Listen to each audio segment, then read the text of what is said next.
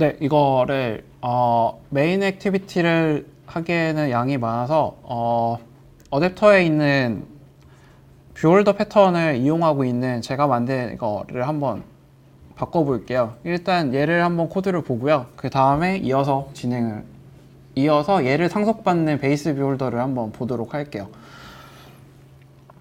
이 베이스 뷰홀더 만드는 조건은 제가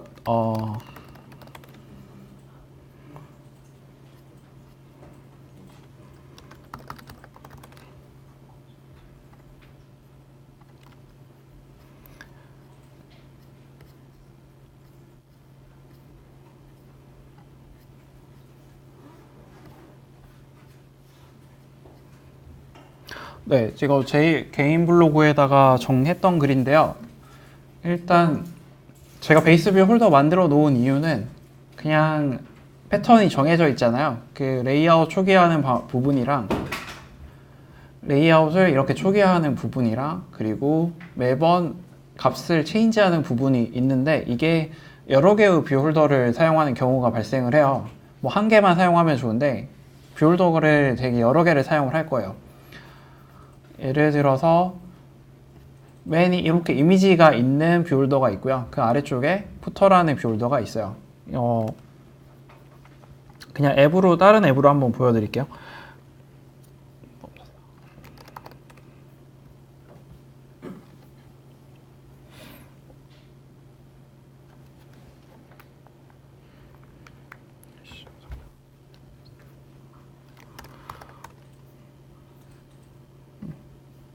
그냥 다른 앱으로 한번 보여드릴게요.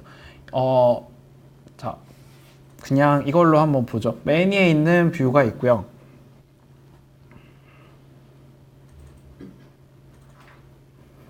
메뉴에 있는 이렇게 뷰 페이저 형태로 만들어져 있는 뷰홀더가 하나가 있고요. 그 아래쪽에 또 다른 뷰홀더가 있어요.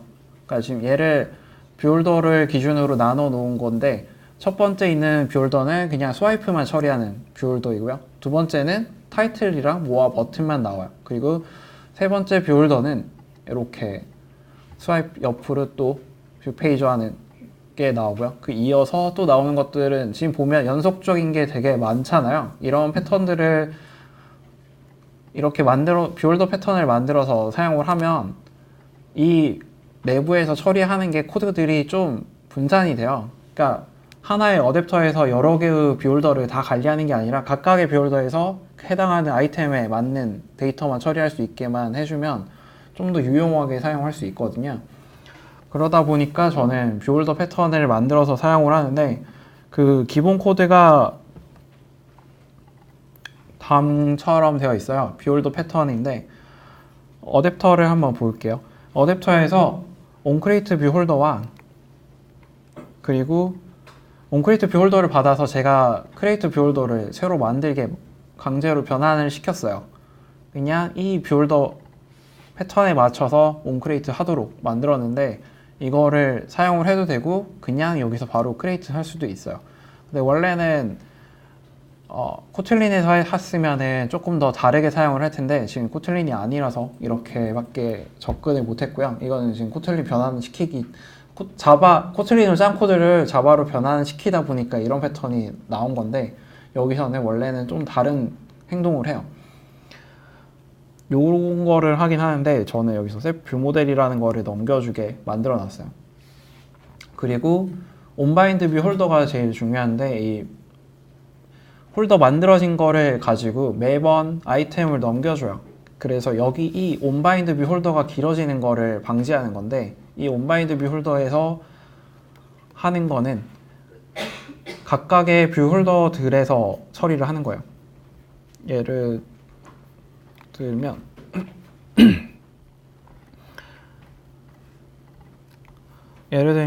뭐 이런 거를 하겠죠. 온바인드 뷰 홀더가 호출이 되면 원래는 여기 지금 데이터 바이딩 써서 이 코드가 다 없어진 건데 이 레이어에 있는 데이터들을 다 바꿔줘요. 그러니까 이미지 유저 어댑터가 있으면 그걸 바꿔주고 그리고 뭐 이런 값들을 다 저기서 바꿔줘요. 지금 여기 데이터 바이딩을 활용을 했기 때문에 이 코드는 여기 한 줄밖에 안 들어가 있는데 여기서 UI를 체인지하는 거예요. 매번. 그러니까 아이템 포지션마다 아이템이 다 다르잖아요. 그 아이템을 받아서 UI를 체인지하는 형태를 만들어줘요. 다른 샘플을 보여드릴게요. 이거는 그냥 이런 패턴을 사용을 해서 한 것뿐이라서 이거는 그냥 참고만 하시면 될 것 같아요. 그냥 좀 이쁘게 관리를 할 목적으로 만들어 놓은 거라서 이렇게 두 개의 비홀더가 있어요. 근데 리사이클러에서 하는 역할은 이렇게 크레이트만 해요. 뷰홀더를 생성만 하는 거죠. 뷰홀더 생성만 하고 나머지는 이 홀더에서 알아서 그리도록 되어 있어요. 지금 이거는 타이틀만 있는 녀석이라서 그냥 타이틀만 이렇게 체인지 시켜요. 그리고 사용자 뷰홀더는 이렇게 이미지 로딩도 하고요. 이름도 바꾸고 뭐 이런 것들을 다 여기서 처리를 하게 돼요. 그러니까 얘는 이 위에 있는 녀석은 이닛에서 한 번만 초기화를 하는 거고요. 그 이후에는 다 각각의 뷰홀더에서 온바인드 뷰홀더 대신 역할을 지정을 합니다. 이런 걸 하기 위한 패턴을 제가 만들어 둔 거라서 이거를 이해를, 그러니까 이 정도만 알고 계시면 돼요. 그래서 아이템을 들고 있지는 않아요. 아이템 들고 있지도 않고요. 그냥 어댑터에서 아이템을 넘겨주면 그 아이템을 그냥 화면에 뿌리기만 해요. 그런 패턴으로 만들어 둔 겁니다. 그래서 얘를 한번 변환을 해볼게요. 아까 여기서 변환할 때 변환할 게 없네요. 이건 이미 코틀린이네요. 죄송해요. 변환할 때 여기서 주의해야 될 거는 이런 제너릭 타입이에요. 제너릭 타입이 지금 두 가지이고요. 원래 자바에서는 이러한 제너릭 타입이 모두 다 오브젝트로 초기화가 돼요. 얘를 쓰는 곳에 가면 여기 보시면 지금 제가 여기다가 얘가 지금 이 뷰홀더는 원래는 여기다 이렇게 넣어줘야 돼요. 근데 명시해주지 않았거든요. 안 해줘도 되는 이유가 자바에서는 이러한 제너릭 타입들을 다 오브젝트로 초기화를 시켜요. 그래서 얘도 오브젝트예요, 사실은. 근데 이렇게 명시해주지 않으면 알아서 그냥 다 오브젝트라는 걸로 초기화를 시켰기 때문에 이렇게 자바에서는 이렇게 쓸 수 있어요. 근데 코틀린에서는 이거를 변환을 여기서 한번 이 코드를 변환을 해볼게요.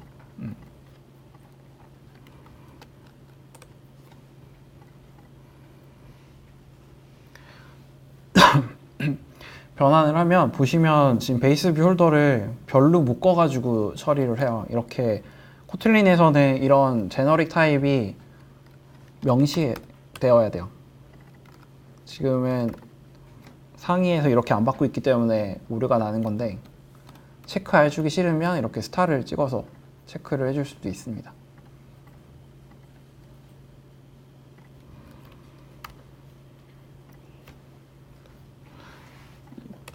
이 부분은 원래대로 바꿔볼게요. 뷰 타입이랑 패런트를 넣어주고요. 하고 나서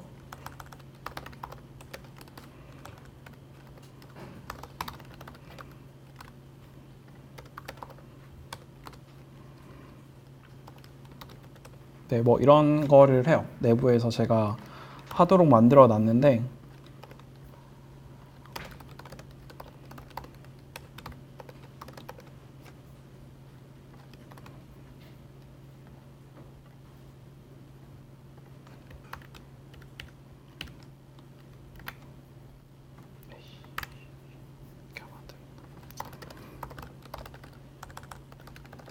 지금 널러블이라서 그냥 잠깐 제거를 할게요. 이렇게 되면은 안 되고요.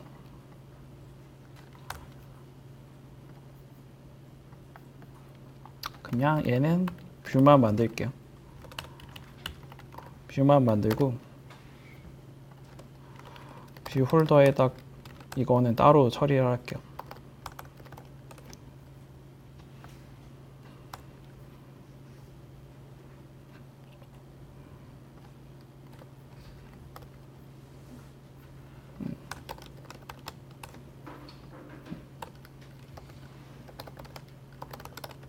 네, 뭐 이런 식으로 바꿔줄 수는 있어요. 이거는 여기서 주의하실 거는 코틀린 하시면은 제너릭도 조금 이해를 하셔야 돼요. 그러니까 이런 제너릭이 강제 사항이라서 제너릭을 자바에서는 그냥 다 생략을 할 수 있어요. 그냥 오브젝트라는 타입으로 알아서 형변환되기 때문에 다 생략을 할 수 있는데 코틀린은 상속을 받으셨을 때 꼭 명시를 해주셔야 돼요. 그게 무슨 말이냐면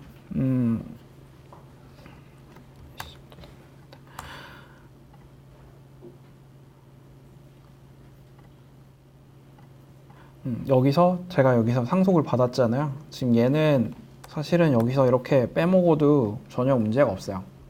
빼먹어도 문제가 없고 상속 받을 때 이렇게 그냥 오브젝트 타입으로 알아서 받아요. 자바에서는. 근데 코틀린은 이거를 무시하시면은 에러가 바로 발생을 해요. 그러니까 타입을 정확히 지정해 주라는 얘기인데 그냥 코틀린으로 하나 만들어서 보여드릴게요.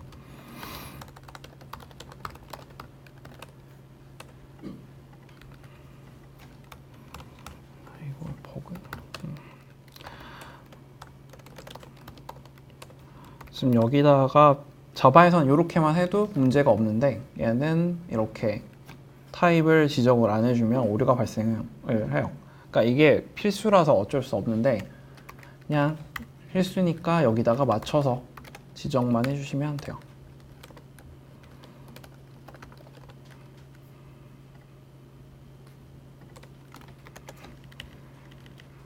이렇게 지정을 해주시고 상속을 구현을 해주시면 됩니다. 그리고 여기에는 이거는 아이템 뷰 초기화를 시켜줘야 되기 때문에 이것도 다 이렇게 맞춰서 작업을 해주시면 되겠습니다.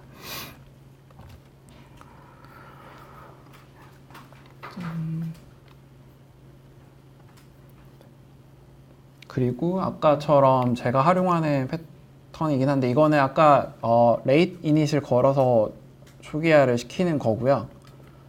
이렇게 레이트 이닛 걸어서 초기화를 시켜줍니다. 이 레이트 이닛은 아까 샘플에서도 보셨듯이 늦은 초기화를 진행을 할 거고요. 그렇기 때문에 초기화가 되어 있지 않을 경우에 당연히 오류가 발생을 하고요.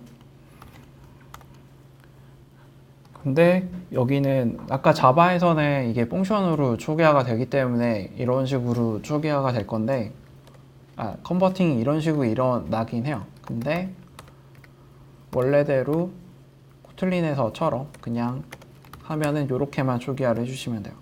같은 코드입니다. 위에 거랑.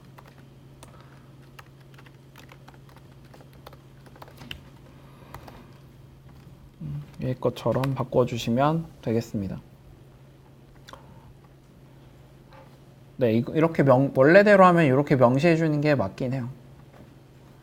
근데 이런 코드들이 다 생략이 되기 때문에 코틀린에서는 다 생략되기 때문에 이렇게 람다 표현식처럼 보여지는 거고요.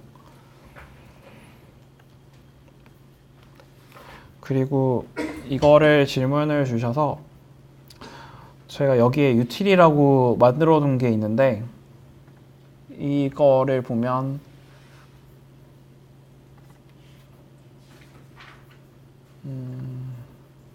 여기는 없네.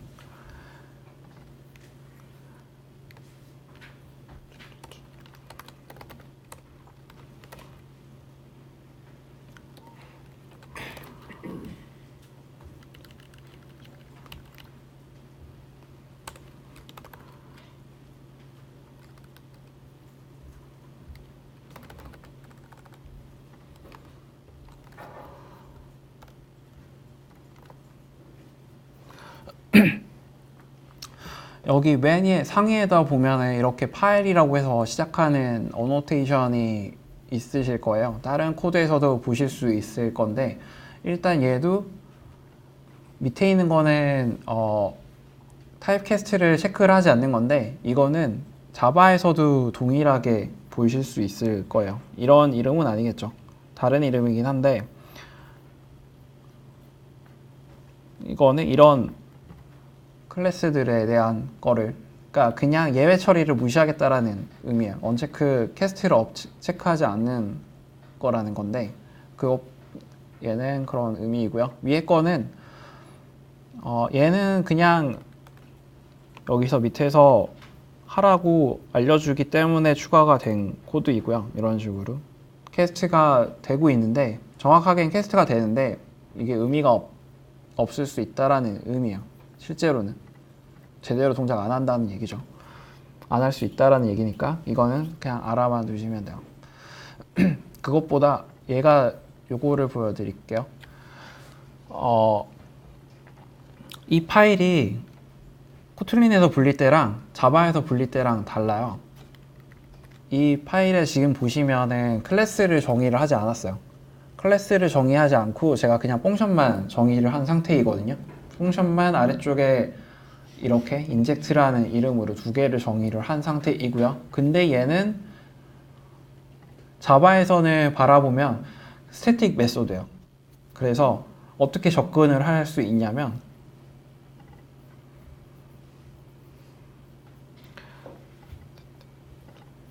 쟤는 스태틱 메소드라서 이렇게 접근을 할 수 있어요. 방금 만들어 놓은 그 클래스 파일 이름이 이거거든요. util까지요. 근데 제가 클래스를 정의를 하지 않았기 때문에 뒤에 kt라는 이름이 같이 붙어요. 그 이유는 얘를 디컴파일 하면은 결국 자바에서 알아먹으려면은 클래스가 정의가 되어 있어야 되거든요. 코틀린에서는 클래스 정의를 하지 않는데 실제로 자바에서는 이 클래스 정의가 있어야지 이게 한 묶음이야. 그래서 마치 없는 것처럼 저는 만들었지만 실제로는 알아서 이렇게 KT라는 이름이 붙어서 클래스를 정의를 시켜줘요. 그러니까 저는 이 클래스를 몰라도 코틀린에서는 쓰는 데는 지장이 없지만 자바에서는 이렇게 이 명시를 해줘야 되거든요. 그러다 보니까 뒤에 KT가 이름이 붙는 경우가 있어요. 그리고 실제 사용할 때도 아까처럼 KT가 붙은 클래스를 이렇게 확인해 줄 수 있고요. 근데 저는 이 KT라는 이름을 사용을 하고 싶지 않아요. 그러니까 그냥 저도 이 클래스가 별도로 정의가 되어 있지 않아도 그냥 쓰고 싶어요. 그러면 결국 JVM 네임을 이렇게 지정을 해줄 수 있어요. 얘를 너무 길잖아요. 이렇게 줄여서 쓰고 싶어요. 그러면 자바에서는 이렇게 쓸 수 있는 거죠. AA util에 inject로 바뀌어야 돼요. 이제 이 이름 대신 이거를 쓰게 되는 거고요. 보통은 파일명이랑 맞춰야 되는 자바 조건이 있으니까 이렇게 쓰지는 않을 거고, 아까처럼 그냥 이렇게만 쓸 거예요. 파일명이랑 맞춰야 되는 자바의 속성 때문에, 맞춰야 되는 것 때문에 이렇게 접근을 해 주실 수 있습니다. 결국 JVM 붙은 거는 다 자바를 위한 것들이에요. 코틀린에서는 이런 거 다 무시해도 상관없어요. 코틀린에서는 util이 되게 편하게 만들어질 수 있는 건데, 자바에서는 원래대로 자바랑 호환시켜줘야 되기 때문에 그냥 KT라는 이름 붙은 게 좀 싫어서 바꿔주고 싶으시면 저렇게 할 수 있습니다. 이렇게 접근을 할 수 있는 거죠.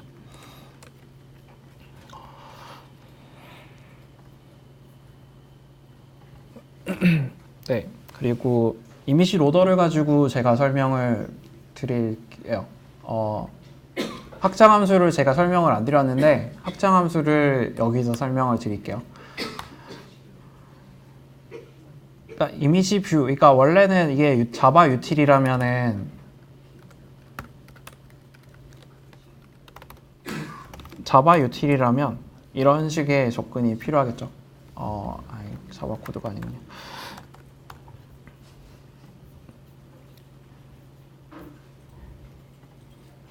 자바에서 유틸 만드는 방법은 이런 식이겠죠.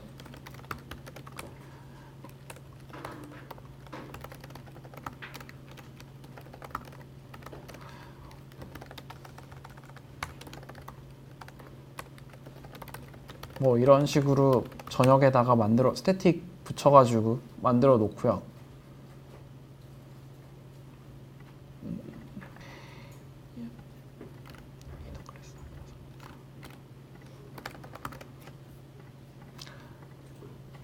네, 이건 지금 이너 클래스라서 이렇게밖에 안 되는데 이거 밖으로 뺄게요.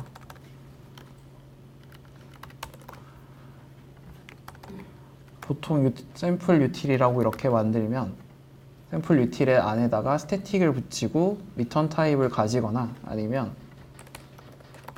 void 뭐 이런 식으로 스태틱을 만들 수 있잖아요. 보통은 이런 식으로 유틸을 구성을 할 거예요. 뭐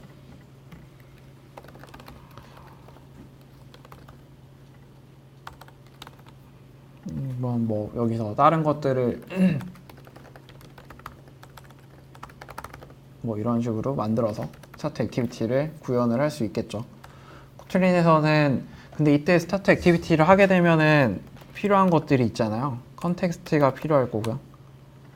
그러면 이 컨텍스트에서 스타트 액티비티를 하는데 여기서 뭐 인텐트로 또 넘겨줘야 되는 초기화 값이 있을 거고요. 인텐트를 외부에서 받아올 수도 있을 거고 아니면 여기서 구성을 할 수도 있겠죠. 이 인텐트에 이름을 넘겨야 되면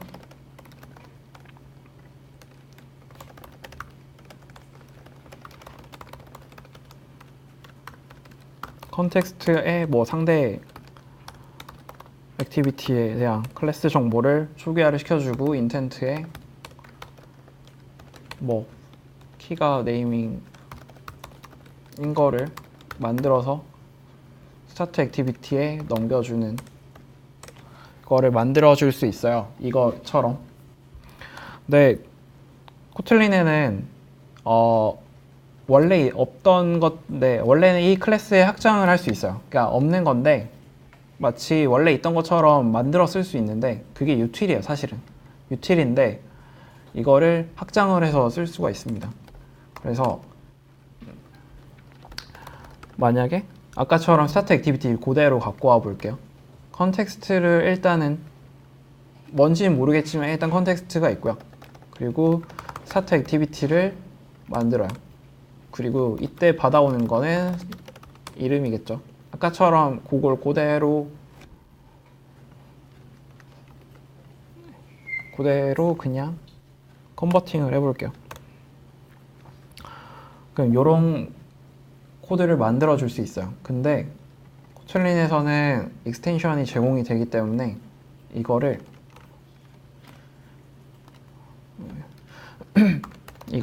이렇게 할 수 있어요. 이 컨텍스트를 앞으로 빼면 함수 앞으로 뺄 수 있어요. 그러면 이렇게 간단하게 만들어 줄 수 있는데요. 요거를 코틀린에서 그냥 불러 볼게요.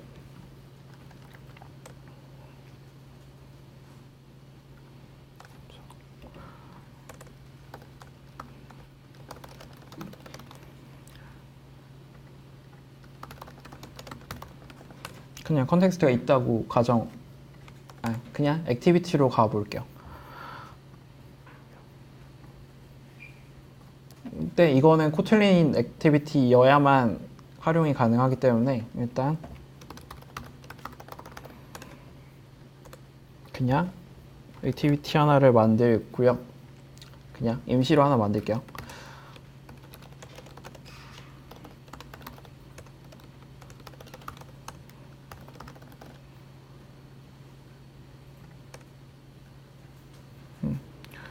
자, 아까 전에 제가 스타트 액티비티 만들었잖아요. 근데 이 액티비티는 이미 컨텍스트를 가지고 있어요. 그래서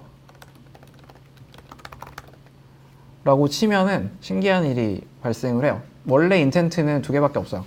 옵션이 들어간 번들이 들어간 스타트 액티비티와 그리고 그냥 인텐트가 들어간 인텐트 이렇게 두 가지가 있는데 여기서 스타트 액티비티 네임으로 네임이 하나 추가된 거 보이시죠?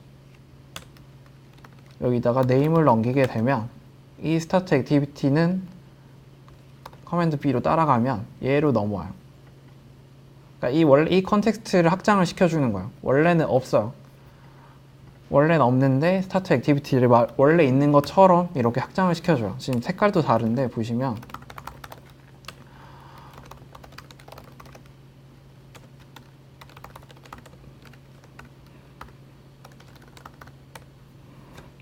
하얀색으로 표시되는 거 보이시죠? 그리고 밑에는 노란색으로 표시가 돼요.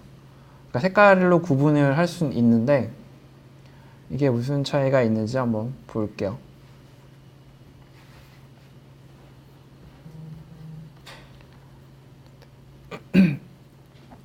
보시면 this의 스타트 액티비티를 하고 있어요. 원래 기존에 있던 스타트 액티비티는 이 컴팩트 액티비티 안에 있는 최상위 클래스인 액티비티 클래스 안에 있는 스타트 액티비티예요. 얘는 원래 있는 거니까 저렇게 표시를 할 거고요. 그리고 제가 임의로 만든 액티비티는 아래쪽에 보시면 이 util에서 스타트 액티비티를 부르고 있어요. 그러니까 저는 원래 있던 것처럼 사용을 했는데 그냥 이 this 안에서 사용을 한 건데 실제로 부르는 코드는 이 util 클래스 안에서 스타트 액티비티를 자동으로 불러주는 거예요. 그러니까 이게 정확하게는 아까 자바에서 작성했던 이렇게 생긴 스타트 액티비티를 코틀린에서는 거꾸로 컨텍스트를 시작하는 확장하는 형태로 만들어주는 거를 해볼 수 있어요. 그래서 그냥 원래 있던 것처럼 사용을 해주는 건데 이 익스텐션이 되게 유용한 게 어디서 많이 볼 수 있냐면 이런 라이브러리에서 볼 수 있어요. 지금 코드를 줄이고 있는 상황이고요. 얘를 인텐트라는 변수도 없이 그냥 바로 이렇게 초기화를 시켜줄 수 있어요. 근데 이게 어디서 하냐? 사실은 얘 때문에 아까 하이어로드 펑션을 보여드린 건데 스탠다드가 존재를 해요. 되게 유용하게 사용할 수 있는 스탠다드이고요. 여기 안에는 런이라는 블록도 있고요. 그리고 이 앞에 보시면 이렇게 함수 원형들이 보면 앞에가 뭐가 붙은 게 있고 없는 게 있어요. 없는 거는 저녁 어디서든 부를 수 있는 거고요. 이런 T타입은 뭐 앞에 변수가 있는 상태에서만 부를 수 있는 형태예요. 네, 이런 식으로 확장함수를 만들어 줄 수 있는 거고 얘는 확장함수가 아니겠죠. 얘는 확장함수이고요. 이런 것들을 할 수 있는데 여기서 어플라이를 제가 쓴 거를 한번 볼게요. T로 일단은 제너릭 타입으로 T가 들어와요. 뭔지는 몰라요. 그냥 제너릭 타입으로 T를 받아서 다시 이 블록을 실행을 해줘요. 블록을 실행해 주는데 다시 보면 T가 이렇게 들어와요. 이렇게 들어온 거를 방금 이렇게 어플라이를 적용을 한 거고요. 이때 좀 다른 게 있는데 지금은 보시면 this라고 여기에 보이시나요? 어플라이를 통해서 들어오는 경우에는 this로 들어와요. this로 들어오는 경우와 this로 안 들어오는 경우도 있어요.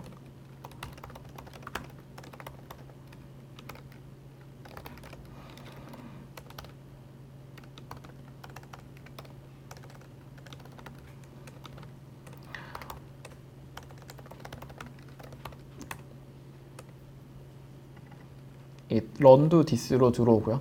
let을 해볼게요. let은 코틀린을 학습을 하시면은 제일 많이 들었을 건데 이런 경우에 쓰라고 얘기를 할 거예요. 이렇게 널러블인 경우가 필요하면 이렇게 쓰라고 많이 얘기를 해요. 이렇게 되면 이때는 is로 들어오는 거 보이시죠? 이때는 is로 들어와요. is로 들어온다는 거는 제가 여기다가 이름을 지정을 해줄 수 있어요. 그리고 이거를 인텐트를 초기화를 해서 사용을 할 수 있는데 이때 인텐트는 이렇게 접근을 하는 거예요. 네, 위에 거랑 아래 거랑 다르게 들어옵니다. 이 this로 들어오는 거는 제가 여기다가 타입을 지정을 해줄 수가 없어요.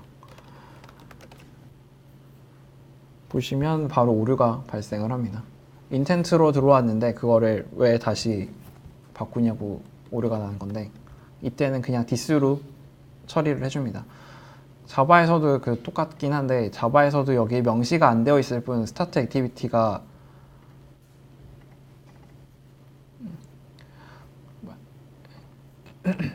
네, 스타트 액티비티가 명시가 안 되어 있을 뿐 그냥 이거는 다 원래는 사실 여기가 this가 빠진 거야. 원래는 다 이런 식으로 동작을 해야 되는 건데 이 this는 생략이 가능한 형태이기 때문에 그거라고 생각하시면 돼요. 그래서 필요에 따라서 어플라이와 런을 let을 사용을 할 수 있는데 어플라이는 이렇게 값이 생성된과 동시에 초기화를 원하시면 어플라이를 사용을 하시면 되고요. let은 이런 경우에는 사용을 안 하시는 게 맞을 것 같고요. 보통 let은 이런 경우에 사용을 해요.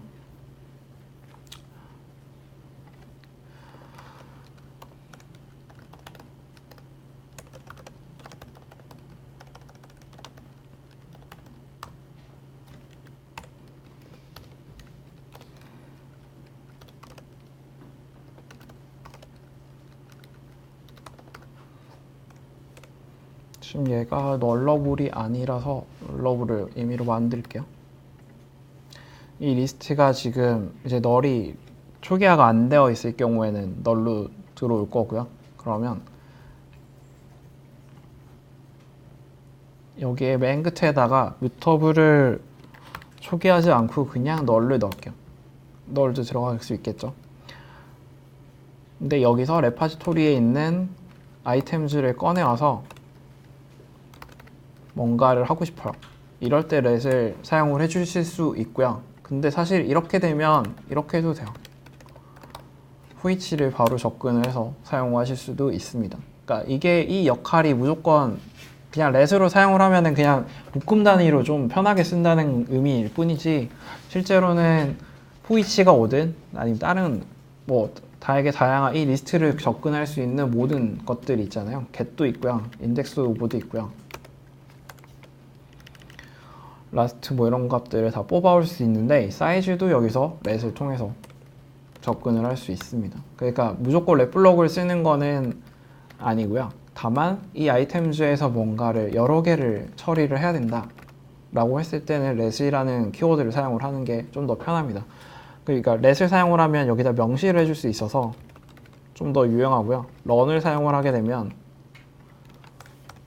무조건 this니까 여기서 뭘 해도 다 this겠죠. 이 this에서 접근할 수 있는 아까 안전하게 접근을 하는 건데 이 아이템즈에서 만약에 which를 하거나 그리고 사이즈를 체크를 하거나 그리고 아니면 리무브를 하거나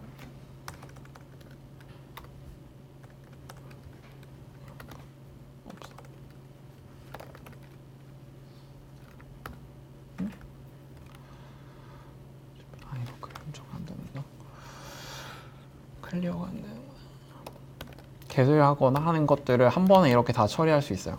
그래서 유용하게 사용할 수 있는 건데 let은 명시해야 한다라는 거에 대한 차이가 있을 뿐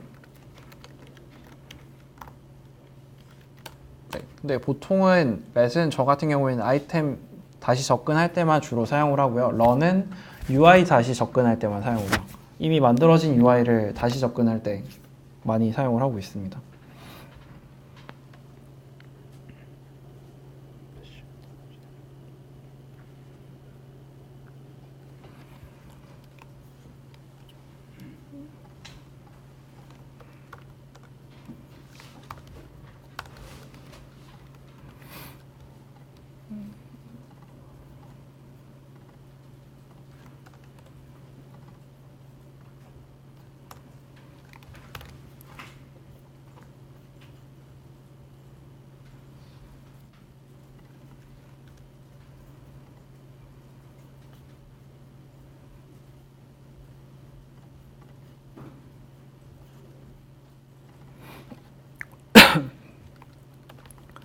네, let이랑 run을 사용해 볼 수 있는 곳을 찾다 보니까 얘가 run을 사용을 해볼 수 있을 것 같긴 한데요.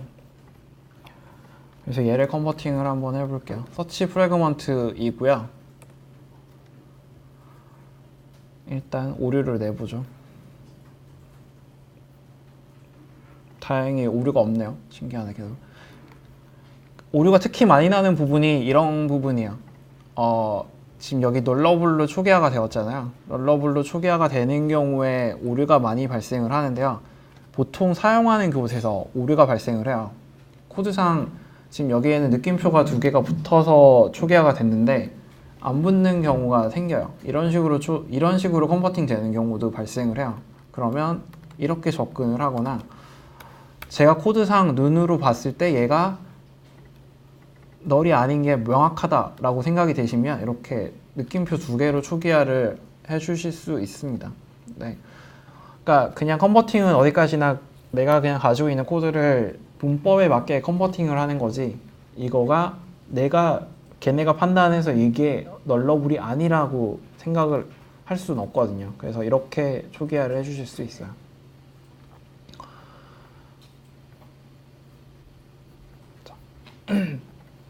얘를 줄여볼게요. 맨 밑에 있는 show chrome 탭이라는 부분을 줄여서 실행을 한번 해보죠. 커스텀 탭에서 빌더를 초기화를 하고, 저는 이 경우에는 아까 말씀드렸듯이 어플라이를 통해서 초기화를 시켜요. 근데 이 어플라이를 적용을 하면 이 위에 있는 코드처럼 나와요. 알아서. 그러니까 저는 중복으로 빌더라는 거를 계속 호출해 주지 않아도 알아서 자동으로 줄여주는 건데, 그러니까 그건 디스이기 때문에 가능한 거죠. 얘를 다시 다 하나씩 담고, 그러면 지금 빌더가 3번 호출되는 게 없어지는 거죠. 그럼 얘는 없어져도 되고요. 그리고 심지어 여기서 그냥 빌드를 한 다음에 크롭탭 인텐트를 초기화를 시켜줄 수 있어요. 근데 뒤에 또 있네요. 또 줄여보죠. URL까지 초기화를 한 번 더 해볼게요.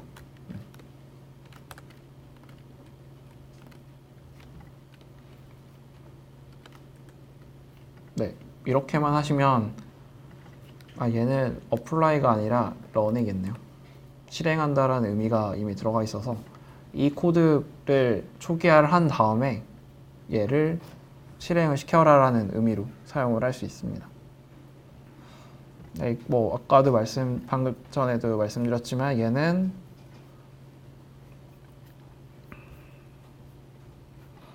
그냥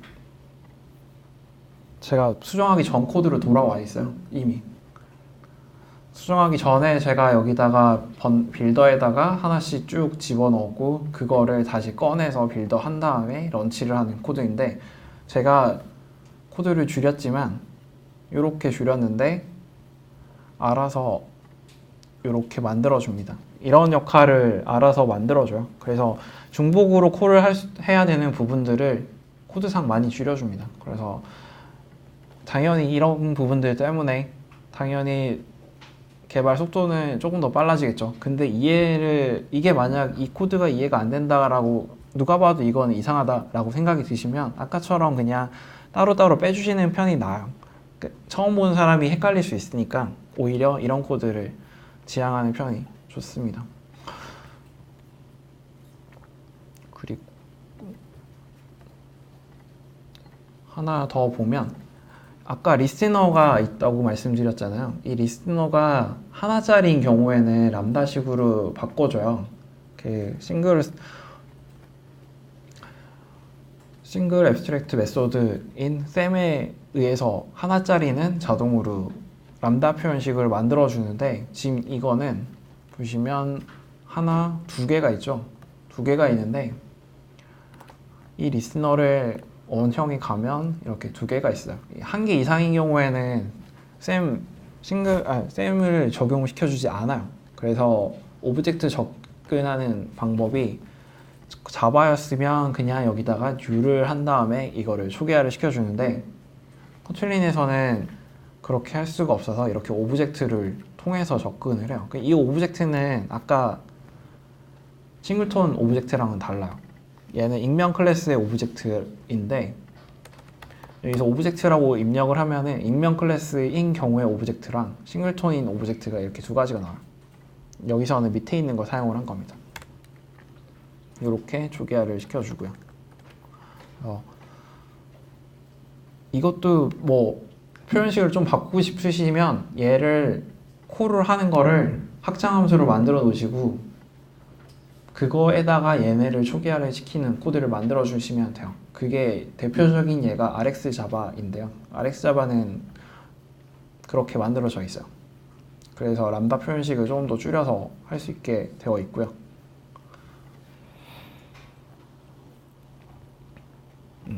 네, 여기 그게 대표적인 예가 여기 있었네요.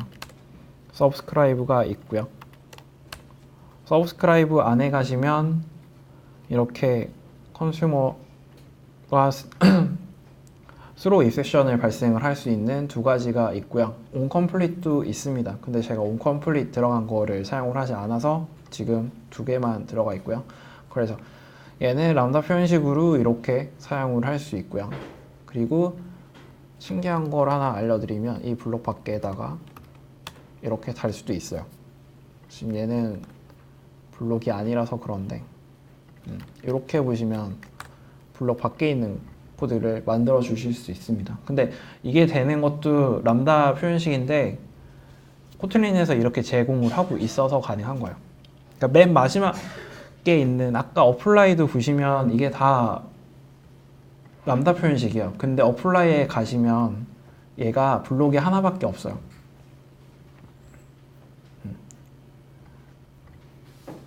블록이 지금 보시면 하나밖에 없는 경우에는 마치 원래 있는 그러니까 DSL처럼 동작을 하게 해주는데 그래서 이런 코드가 나올 수 있습니다.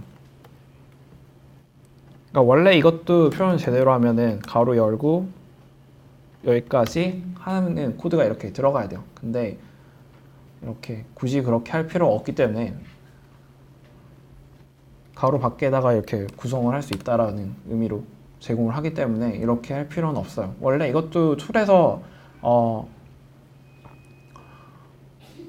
아까 코드가 지금 여기서는 워닝이 안 보이는데 안드로이드 스튜디오 베타 3.2 베타 사용하시면 아까처럼 이렇게 블록 안에 이렇게 코드가 지정되어 있으면 워닝 떠요. 밖으로 빼라고. 이렇게 바꾸라고. 그냥 그거는 참고하시면 돼요. 그러니까 원래는 옵션이었는데 반강제로 이제 뺄 수 있게 되어 있습니다. 네. 네, 혹시 뭐 더 질문 있으시면은 쉬는 시간 동안 질문하시고 원래 6시까지이니까 코드를 변환하는 거랑 혹시 질문 같은 거 있으시면 지금 많이 해주시면 제가 정리해서 답을 다 드리도록 할게요.